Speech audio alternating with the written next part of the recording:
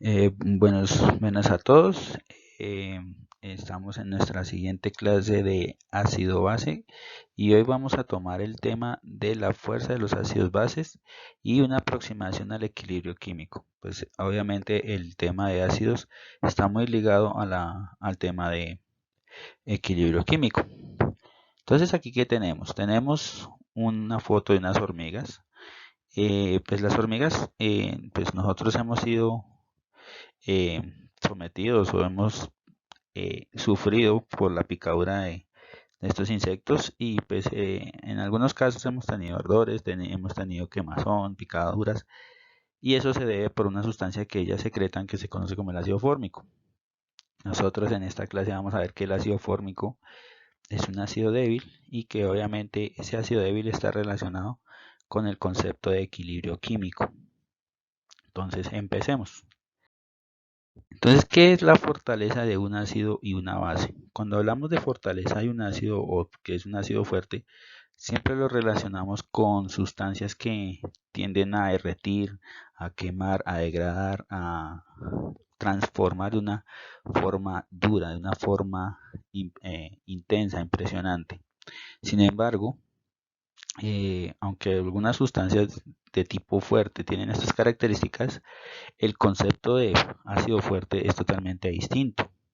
Entonces, por ejemplo, hay sustancias que nosotros en el laboratorio hemos usado que tienen este logo que se conoce como una sustancia corrosiva, o sea que puede degradar tejido o puede degradar tejidos sintéticos como la tela de las batas de laboratorio o las fibras de la ropa. Entonces, los ácidos fuertes, la mayoría tienen esta recomendación de que al ser corrosivos se deben manejar con precaución. También en los ácidos fuertes y las bases fuertes tienen recomendaciones de manipulación un poco restringidas, estrictas, pero vamos a mirar que este concepto de fortaleza de un ácido y una base está más ligada a cómo se disocia en el agua. Entonces vamos a mirar que los ácidos y las bases fuertes son todas estas sustancias que teniendo propiedades ácido-base se disocian completamente en agua. ¿Qué quiere decir? Que cuando entran en contacto con el agua, estas sustancias se separan por completo en un 100% y quedan en una sola forma que es una forma iónica. O sea, solo lo vamos a encontrar como iones y no como una molécula o una sustancia pura, sino todo de forma disociada.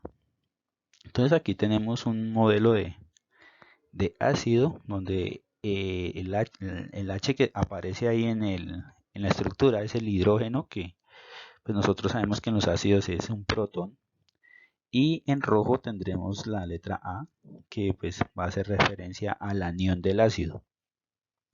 Y cuando está en su forma pura, o sea, cuando está en el frasco sin usar, pues obviamente va a estar como una molécula. Pero cuando nosotros la colocamos en agua, aquí más o menos esa línea punteada nos indica que va a pasar a un sistema acuoso, vemos que ya no va a estar como una sustancia pura, sino que va a estar totalmente disociada. O sea, solo vamos a encontrar en iones positivos como cationes a los protones y como iones negativos a los aniones, o sea, al anión del ácido. Y pues nosotros, al ser un ácido fuerte, todas las moléculas van a estar 100% disociadas, o sea, ninguna va a estar en forma molecular. Y esto entonces trae consigo una gran variedad de propiedades que pues trataremos de elucidar en esta clase. Bueno, entonces ya teniendo más o menos el concepto de ácidos y bases fuertes, podemos llegar a dar algunos ejemplos de estas sustancias. Entonces tenemos aquí 7 ácidos fuertes. Obviamente en la vida real hay muchos más, pero pues estos son los más conocidos en el laboratorio y más en un laboratorio de bacteriología. Entonces, por ejemplo, de arriba hacia abajo, pues voy a dar el nombre de cada uno de estos compuestos y cómo se disocian en agua para formar el protón y el anión correspondiente. Entonces, mirando primero el ácido clorhídrico, que pues formará el protón y el ion cloruro, el Cl-. el ácido bromídrico que produce el protón y un bromuro, el ácido yodhídrico que produce iones yoduro, el ácido nítrico que produce nitratos, el ácido clórico que produce cloratos, el ácido perclórico que produce percloratos y el ácido sulfúrico que produce iones bisulfato. Entonces, como hay los ácidos fuertes, están las bases fuertes. Esas bases fuertes que se disocian totalmente en agua y muchas de ellas van a reaccionar violentamente con el agua, como en el hidróxido de sodio, que pues va a ser disociado completamente en sodio positivo y en hidroxilo, al igual que el KOH, que cuando está en agua formará iones potasio y iones hidroxilo. Estas sustancias, obviamente hay muchas más, pero pues estas sustancias en contacto con el agua tienden a desprender una gran cantidad de energía. Hay que anotar en esta parte que las flechas que aparecen en las reacciones solamente aparecen en una dirección. Eso quiere decir que la disociación no es reversible. O sea, nosotros no vamos a poder tener un ácido de forma molecular en agua. Siempre va a estar disociado. Entonces eso es un factor importante en el cálculo del pH. Como lo vimos en la clase pasada, este tipo de sustancias al calcular el pH lo da directamente la concentración del ácido o la base. Solamente la presencia del ion hidrógeno. Entonces, para representar la disociación de un ácido o una base fuerte, hay que recordar esto, que la flecha va en un solo sentido. Y obviamente al ser un ácido o una base fuerte jamás lo podremos obtener de forma molecular en agua. Que se puede obtener de forma molecular nuevamente, pero hay que eliminar el agua y por lo tanto ya no sería una reacción en solución acuosa. Bueno, entonces la fortaleza de los ácidos y las bases. Vamos a seguir más o menos con este tema hasta llegar a la parte de los amortiguadores del pH.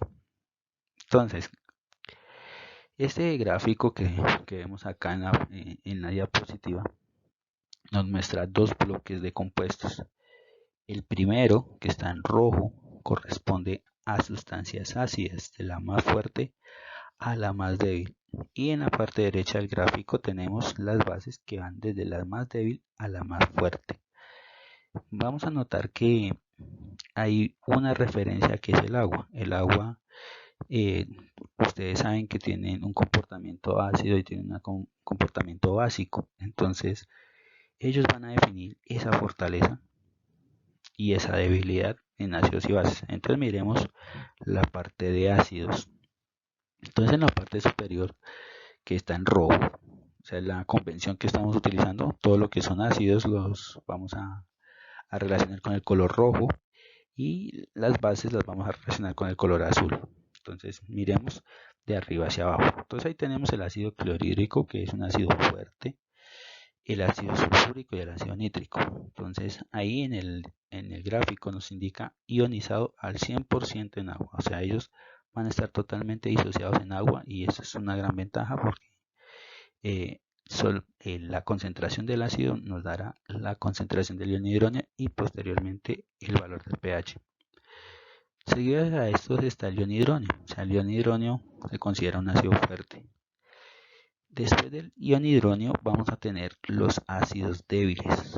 Obviamente ácidos débiles hay muchos, son muy variados, pero pues aquí conocemos o colocamos los más conocidos. Entonces tenemos el ion bisulfato, tenemos el ácido fosfórico, el ácido fluorhídrico, el ácido acético, el ácido carbónico, el ácido sulfídrico, el ion fosfato diácido, el ion amonio, el ion bicarbonato y el ion bifosfato. Ya después de ellos, pues tenemos el agua. El agua se considera un ácido débil. Y por debajo del agua pues están las sustancias que no presentan acidez, como es el OH, el ion hidroxilo, el hidrógeno molecular y el metano. El metano teniendo 4 hidrógenos, pero no va a tener ninguna propiedad ácido o base.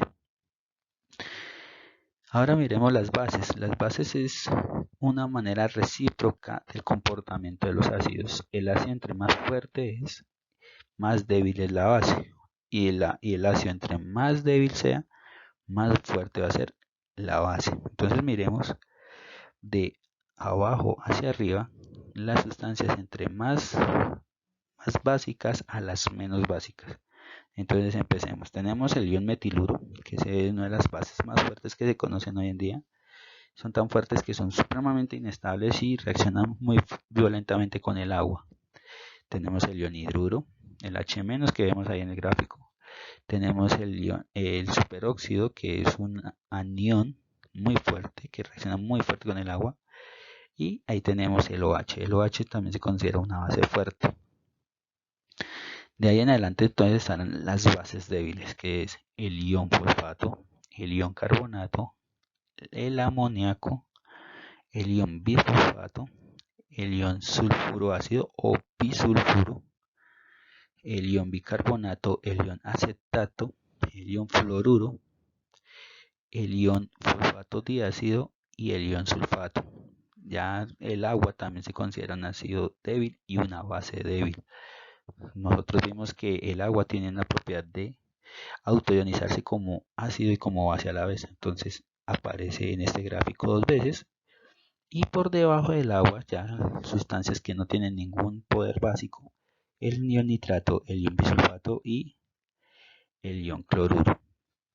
Tengan en cuenta que en este gráfico al frente de cada ácido está su base conjugada, o sea, su par conjugado. Recuerden que para entender las propiedades ácido-base de una sustancia hay que entender que hay un ácido y este ácido va a tener su base conjugada en solución para que pues haya un equilibrio y así se cumpla la ley de acción de masas. Bueno, entonces si hay ácido clorhídrico, su base conjugada va a ser el ion cloruro. Si tenemos ácido sulfúrico, su base conjugada es el ion bisulfato. Y si tenemos ácido nítrico, la base conjugada del ácido nítrico es el ion nitrato. Entonces, el ácido dará una base conjugada como su sal. Tengan en cuenta eso porque eso va a ser supremamente importante a la hora de trabajar los amortiguadores de pH. Entonces, recordando, un ácido fuerte transfiere por completo sus protones al agua y no quedan moléculas sin disociar en la solución. O sea, todo está disociado y su base conjugada siempre tiene una tendencia insignificante a protonarse. O sea, las bases conjugadas de los ácidos fuertes jamás se protonan. ¿Por qué? Porque es una reacción que va en una sola dirección, no es reversible. Si se pudiera hacer reversible, entonces no estaríamos hablando de un ácido fuerte, sino de un ácido débil, que es la segunda definición que tenemos aquí. Un ácido débil solo se disocia parcialmente en disolución acuosa y por lo tanto existe en la disolución como una mezcla de moléculas de ácido y sus iones que lo forman. ¿Qué quiere decir esto? Que en una solución de un ácido débil yo voy a encontrar el protón, el anión y además el ácido sin disociar. O sea, vamos a encontrar tres especies que más adelante veremos cómo lo vamos a trabajar. Y una sustancia con una acidez insignificante puede contener hidrógeno pero no presenta comportamiento ácido alguno en agua. Ese es en el caso del metano. El metano es una sustancia que no se disuelve en agua y esos hidrógenos, ninguno de ellos es ácido. ¿Listo? Entonces, para tener en cuenta, tenerlo muy presente, entre más fuerte es un ácido, más débil es su base conjugada. Y entre más fuerte es una base, más débil es su ácido conjugado, que es lo que acabamos de ver con el gráfico.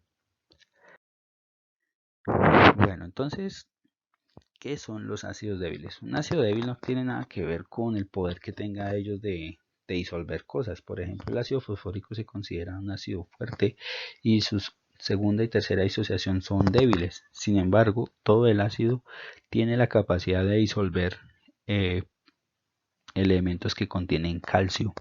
Entonces veamos qué es un ácido débil. Un ácido débil son todos aquellos ácidos que se disuelven parcialmente en agua. O sea, no totalmente, sino una pequeña fracción de él.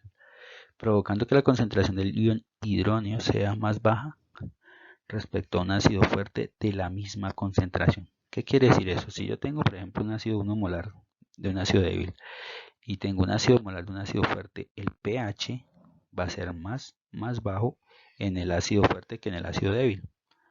¿Por qué? Porque el ácido fuerte va a aportar mayor cantidad de iones hidróneo a la solución. En cambio, el ácido débil será totalmente contrario. Entonces, tomemos de nuevo nuestro modelo ácido HA. Entonces, si nosotros tenemos el modelo HA, donde H es el hidrógeno y A el anión, vamos con una primera posibilidad. Si este ácido es fuerte, ¿qué vamos a encontrar? Que en solución todo el ácido va a estar disociado, todo va a estar como moléculas disociadas, o sea, cationes y aniones separados en un 100%. En cambio, si nosotros tenemos un ácido débil, este ácido va a estar en tres formas: en aniones, en cationes y además en moléculas que no se han disociado. Eso es importante, ¿por qué? Porque ellos tres van a aportar en el valor del pH. Entonces, ¿cómo sabemos la debilidad o por qué un ácido se considera débil? Porque ellos presentan algo conocido como constante de acidez. Constante de acidez que me va a decir, que me va a determinar si el ácido va a ser fuerte o va a ser débil, o qué tan débil, o su poder de disolución en agua.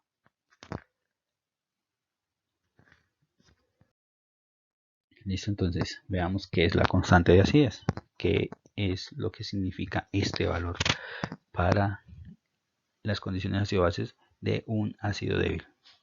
Bueno, entonces ahí tenemos el modelo que hemos manejado por varios días. Es un ácido que lo conocemos como HA, que si lo disolvemos en agua va a formar el ion hidróneo y el anión correspondiente, o sea, va la sal de ese ácido. Pero nosotros lo podemos escribir de otra forma, una forma un poco más abreviada, más simplificada, o sea, lo que realmente ocurre en la disociación. Entonces tenemos el ácido que produce H+, o sea, el ion hidróneo, y el anión, el A-. Si se dan cuenta, ahí tenemos una doble flecha que nos indica que ya no es una reacción en una sola dirección, sino es una reacción reversible. Y al ser una reacción reversible, pues nosotros podemos unir nuevamente el ion hidróneo y el anión para formar el ácido de forma molecular y en medio acuoso. Entonces, veamos este gráfico. Si tenemos una solución débil, en solución, ¿qué vamos a encontrar? Primero, los protones disociados, o sea, el ácido débil va a aportar algunos protones porque pues se alcanza a disociar una pequeña parte de él. Los aniones disociados, que son todos esos que al desprender protones, pues obviamente los aniones quedan en forma iónica y además va a quedar el ácido que no se disoció, que no se separó en iones. Entonces vamos a tener tres personajes, por decirlo así, en solución y ellos van a aportar para el valor del pH. Entonces cuando nosotros veíamos ácidos fuertes, pues el pH lo deducíamos directamente del ácido. Entonces, ya cuando tenemos el pH en un ácido débil, entonces ya ahí tenemos que tener en cuenta lo siguiente, que ya el pH va a estar dado por esos tres componentes: los protones, los aniones y además el ácido que no se ha disuelto. Es un concepto meramente de equilibrio químico. Obviamente nosotros no miramos qué es equilibrio químico, pero si hubiéramos visto esta parte de la química, hubiéramos llegado a lo que se conoce como constante de equilibrio.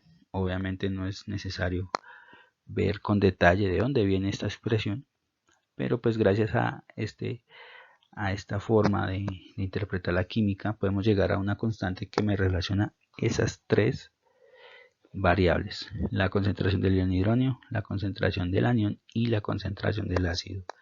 Los dos primeros como numeradores y la concentración del ácido en el denominador.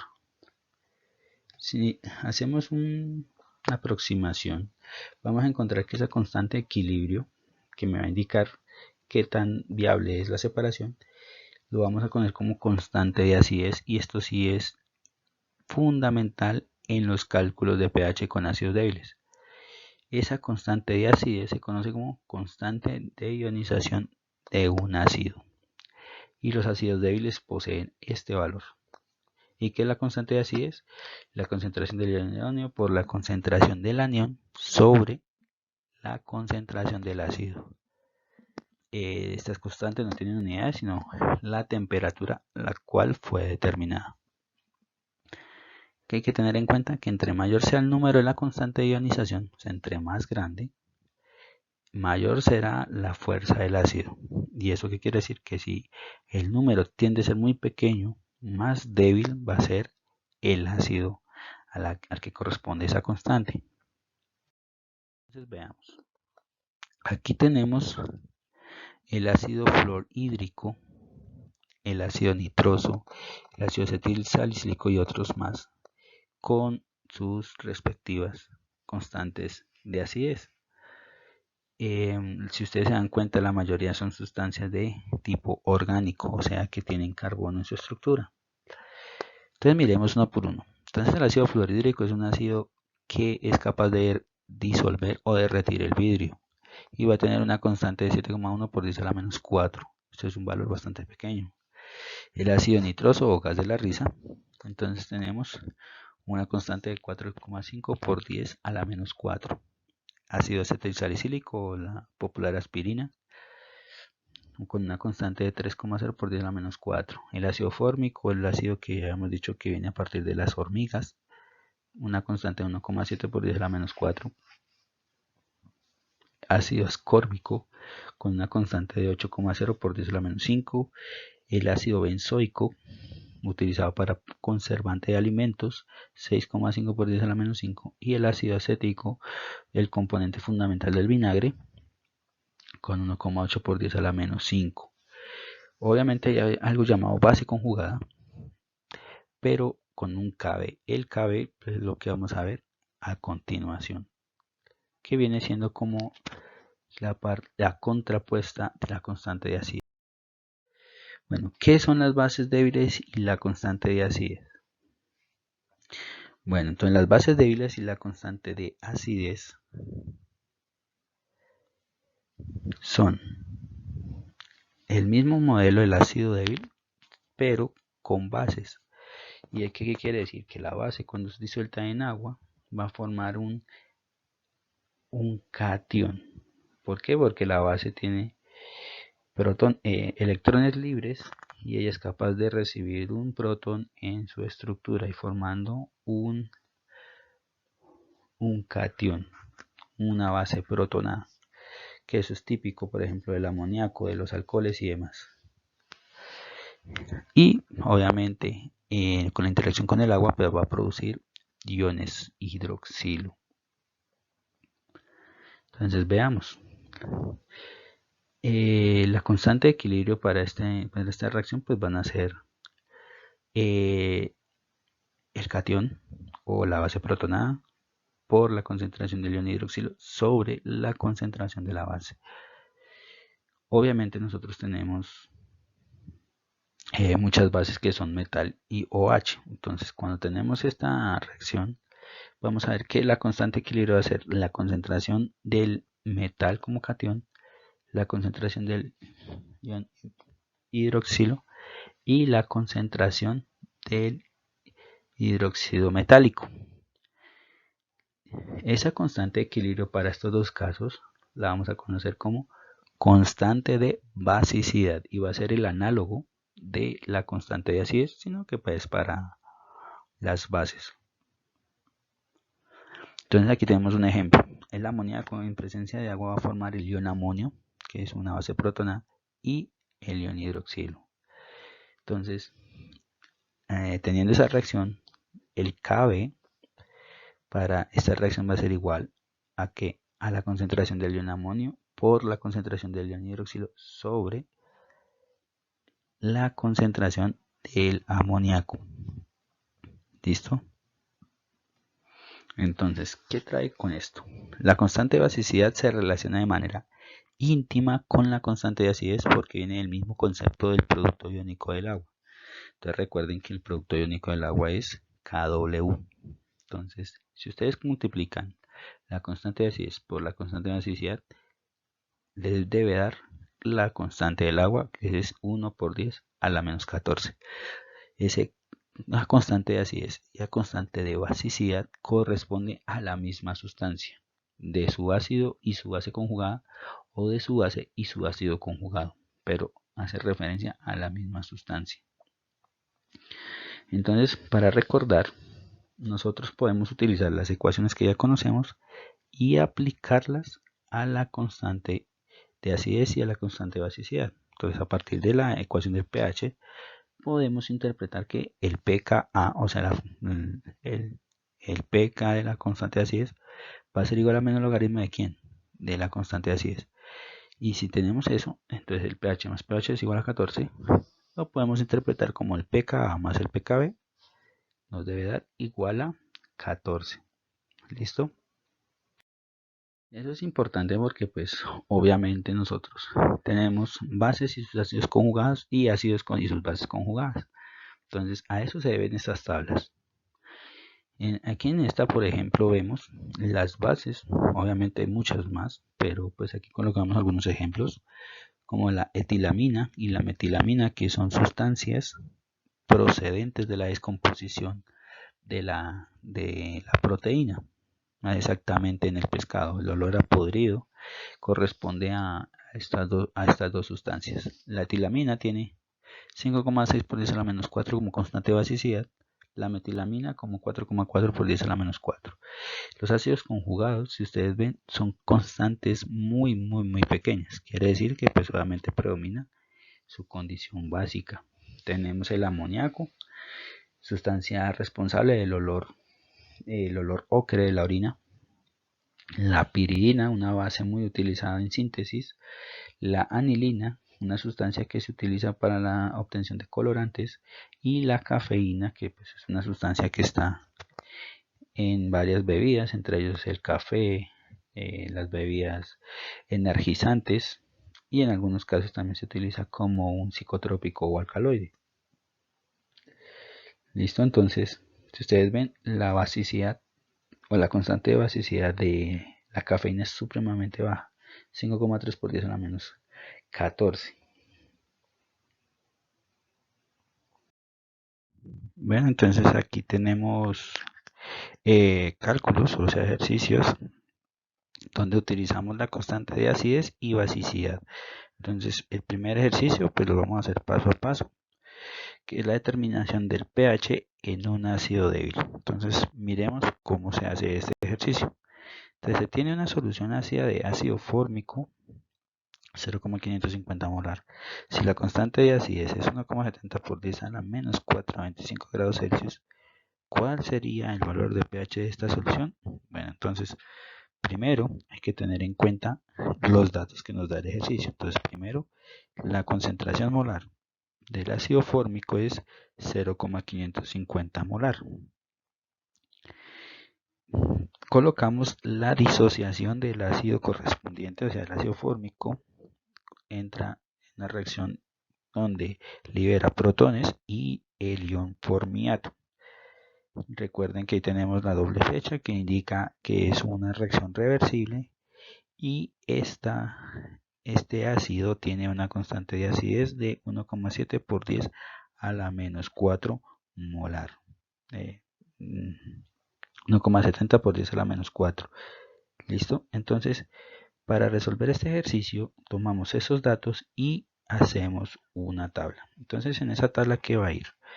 Va a ir la concentración inicial. ¿Qué es la concentración inicial? Es la concentración que nos da el ejercicio, las condiciones iniciales. Entonces tenemos que para el ácido fórmico tenemos una solución 0,550 molar y que la constante de acidez es 1,70 por 10 a la menos 4. Entonces, colocamos la concentración inicial, que en este caso va a ser el ácido fórmico con los siguientes valores: 0,550 molar, que nos lo da el ejercicio.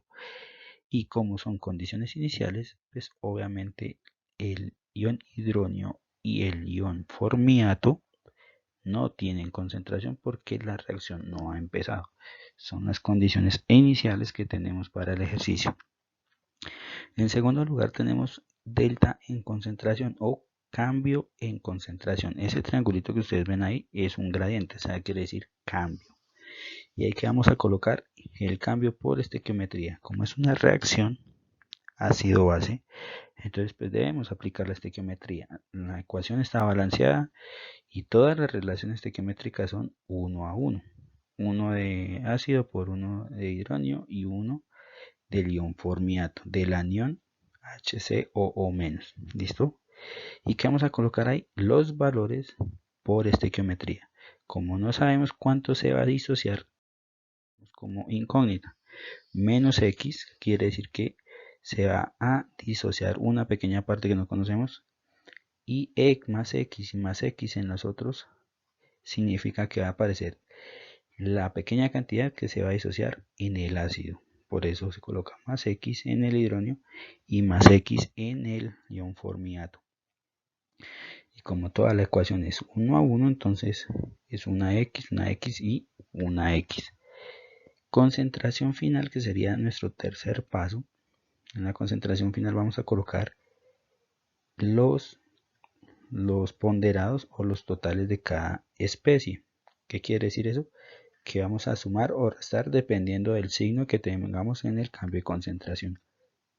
Entonces, para el ácido fórmico, 0,550, que fue la concentración inicial, menos X, o sea, la cantidad que se va a disociar, la cantidad que aparece de hidronio es X y la cantidad de ion formiato va a ser igual a X. Y con la concentración final tomamos estos valores y los llevamos a la constante de acidez, a la expresión de la constante, que es igual a la concentración del ion hidronio por la concentración del anión sobre la concentración del ácido. Entonces, en cuenta con la constante de acidez, seguimos el siguiente procedimiento. Primero, la expresión de la constante. Ahí nosotros vamos a colocar los valores, que es el segundo paso. Se reemplazan los términos en la constante de acidez. ¿Cuáles términos? La constante de acidez, que es la que nos dieron en el ejercicio. Las concentraciones del ion hidronio y del ion formiato y las concentraciones finales del ácido fórmico. Después de eso, expresamos todo como una ecuación. Después de eso, reordenamos los términos, o sea, lo que hacemos es despejar y llevar todos los términos a un solo lado y que nos dé igual a 0, como una ecuación tipo ax al cuadrado más bx más o menos c. Y cuando ustedes tienen esa fórmula cuadrática, aplicamos la fórmula de resolver una ecuación cuadrática, que ¿cuál es? Menos b más o menos la raíz de b al cuadrado menos 4ac sobre 2a, que es una fórmula que pues ustedes ya manejan de manera predeterminada. Entonces hallamos el valor de x y nos da que x es igual a 9,58 por 10 a la menos 3. Ese término, ¿qué me está indicando? Primero, que es la respuesta a la concentración del ion hidronio. Entonces, si ustedes ven, la X corresponde a la concentración de ion hidronio. Entonces, tendríamos que es 9,58 por 10 a la menos 3 molar. Y después, con esa concentración, calculamos el pH y el ejercicio me indica que el pH de esta solución 0,550 molar va a ser igual a 2,02. ¿Listo? Entonces veamos otro ejemplo. Cuando tenemos el pH, la concentración inicial, y hay que determinar la constante de acidez de un ácido débil. Entonces miremos este ejercicio.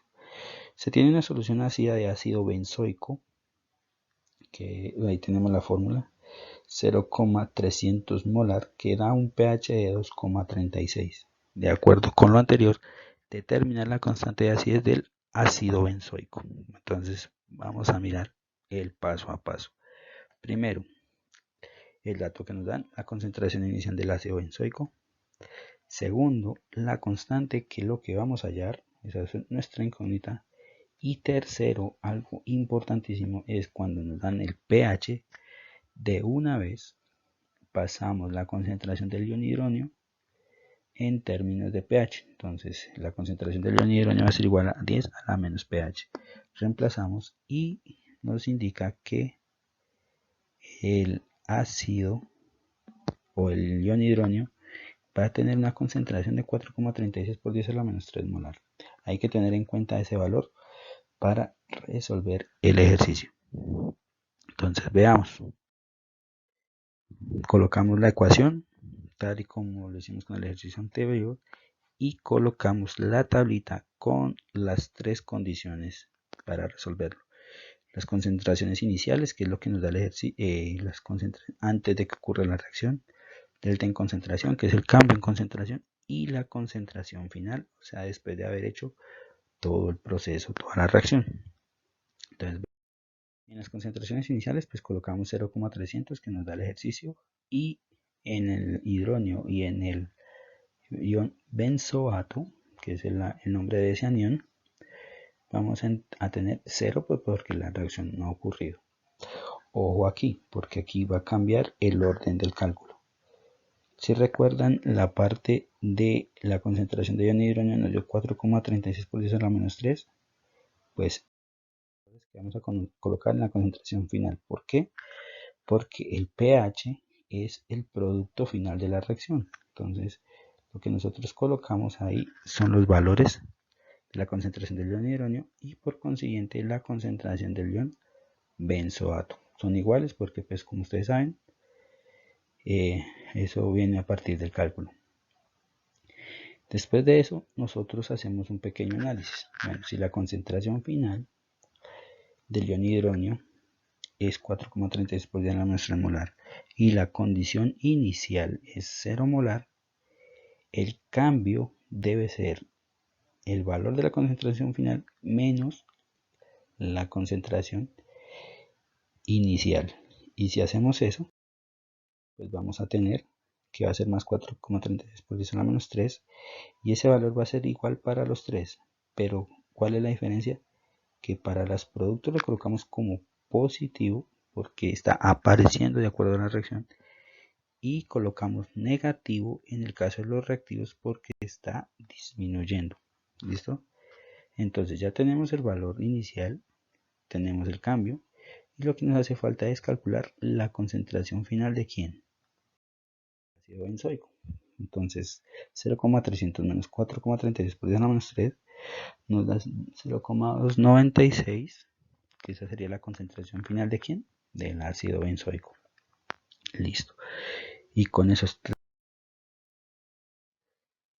vamos a determinar la constante de acidez utilizando la expresión de la constante de acidez. Tenemos nuestro cálculo. Entonces, a partir de la expresión, hacemos el reemplazo de los términos. Entonces, la concentración del ion hidronio, la concentración del anión y la concentración del ácido. Y haciendo el cálculo, es igual a 6,42 por 10 a la menos 5. Ese es el valor de la constante de acidez del ácido benzoico. Y pues si uno consulta en la literatura, pues este es el valor reportado para el ácido benzoico. Con este ejercicio entonces terminamos nuestra primera parte de ácido-base con ácidos y bases fuertes y débiles. Y este va a ser el preámbulo para llegar a lo que va a ser el proceso de amortiguación del pH. O sea, el manejo de los ácidos fuertes y débiles van a ser importantísimos a la hora de hacer el análisis paso a paso de el amortiguador de pH, que es el tema fuerte de este corte. Entonces, no siendo más, espero que haya sido claro. Dudas, preguntas acerca de los ejercicios, no duden en realizarlas y nos veremos en una próxima oportunidad. Hasta luego.